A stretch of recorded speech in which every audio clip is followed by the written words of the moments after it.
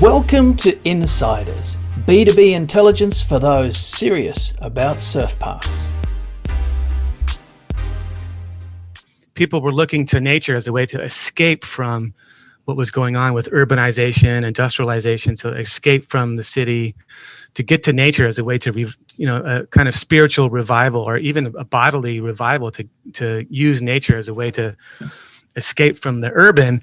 And I think there's a fear that the wave park is going to kind of take us back to that urban environment that we've been trying to escape. We're using nature as a way to get away from the ill effects of industrialization and urbanization. And I think that's part of what is going on here for the people who are critical of wave parks and the potential implications of how the wave parks are going to transform our culture. So there's this weird sort of binary between, nature and or the natural environment and the urban environment. And what happens when we take the wave, the foundational experiences, which is supposed to be in nature, and now we're putting it back in maybe potentially an urban context. How's that going to change the culture? Right, and I'd note that you kind of link that to the spiritual implications of surfing and nature. And I think we'll come back to the idea of, is it necessarily the way it plays out, or does having the ability to have a surfing experience, albeit simulated in an urban environment, is that another opportunity to escape from the negative components of an urban experience and have an escape that isn't bound by the tyranny of coastal access? But I'd like to explore the idea of spirituality and surfing for a moment. Bron Taylor is a professor in religion and nature, and he wrote that a significant part of the evolving global surfing world can be understood as a new religious movement in which sensual experience constitute its sacred center. So I think that's quite real, and when he talks at greater length about this, he talks about people feeling larger, part of something larger than themselves, having interactions with large oceanic mammals, all of the other kinds of feelings that spirituality is able to plug people into and essentially have positive benefits for them.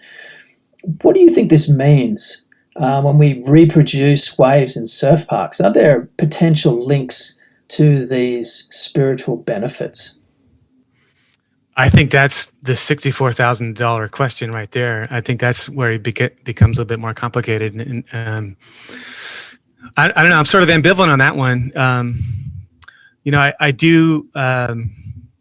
I'm sort of sympathetic with the postmodern view that there is no particular surfing community as such, that there's a lot of differences amongst individuals who surf, and you can't really talk about a surfing community. On the other hand, there could be problems when you start to try to simulate nature, and for me, the problems are access to the dream, so to speak. What I mean by that is, when we think of these elaborately produced surf parks, it's going to be expensive for people to participate in that kind of stuff. So I think maybe we'll get to this in more detail in a little bit, but I do think that by bringing the surf parks to certain urban areas, that raises the question of access, I think. And on the one hand, we're talking about people who don't have access to the coast. It's a good thing to bring the wave to them. But when we start commercializing the wave parks and start constructing elaborate parks, it's going to be expensive for people to attend those things, potentially anyway. And then the question becomes, what kinds of people are going to have access to the parks? On what kind of, on like an income basis, is it going to create a new kind of divide between people who can afford to go to the parks?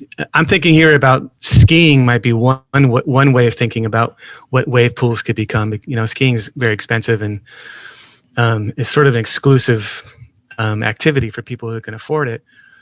Or could surf parks maybe be more like skate parks that are funded by local cities or local governments, then it could be more inclusive. So I think there's two ways to look at it. One is it can improve inclusivity in terms of people who don't have access to the coast might get access now to surfing in urban areas, but then that would assume that it would be an affordable endeavor for people who live in cities.